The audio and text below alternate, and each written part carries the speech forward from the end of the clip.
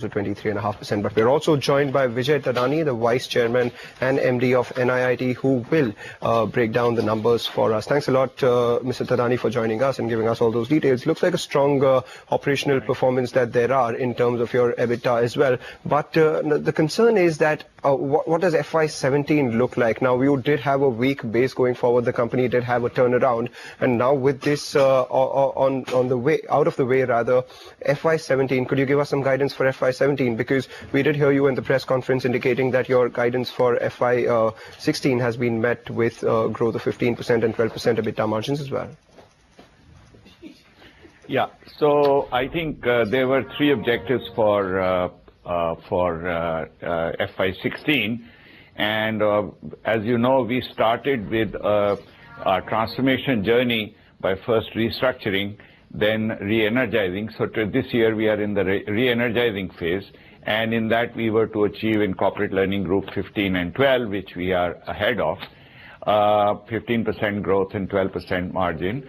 The second was that we said our retail business, which has been challenged for the last few years, the India-based skills and careers business, and last quarter was a good quarter, and this quarter has been a better quarter in comparative terms, given the fact that it's a seasonal business, but on a year-on-year basis, it's done well, and it's been both back in growth as well as back in black, which is back in profit.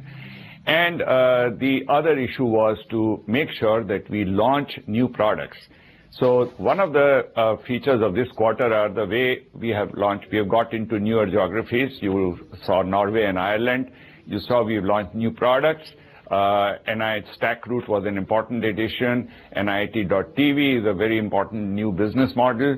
And then we also got into new partnerships with HP and Metascale to launch newer products in the IT space. So I think we are on the right trajectory, and I guess we would continue on this trajectory and continue to strengthen ourselves. And we remain an important part of the new initiatives of Skill India as well as Startup India, where I think our products as well as services have very high degree of relevance. Yes, Mr. Thadani, your turnaround plan is well reflected in the stock price. It's one of the big outperformers of last year with an over 60% gain, if you see it at least in the last 12 months or so. But give us some numbers of how FY17 is going to look like in terms of revenue growth. This year you were focusing on a 15% growth in the top line. Would that be a similar run rate for FY17? Yeah, so I think a similar run rate of in corporate learning group with a strong order intake, and we now have 27 customers for our managed training services, 27 large global customers, and a fairly diversified one. So that is a sound footing with $195 million of visibility for us to continue with that kind of a trajectory in the corporate learning business. All right. Thanks a lot, sir, for joining us and giving us all those details. But it's all about earnings. So let's also cut across to the management of Edelweiss Group, detailing their company's quarterly earnings.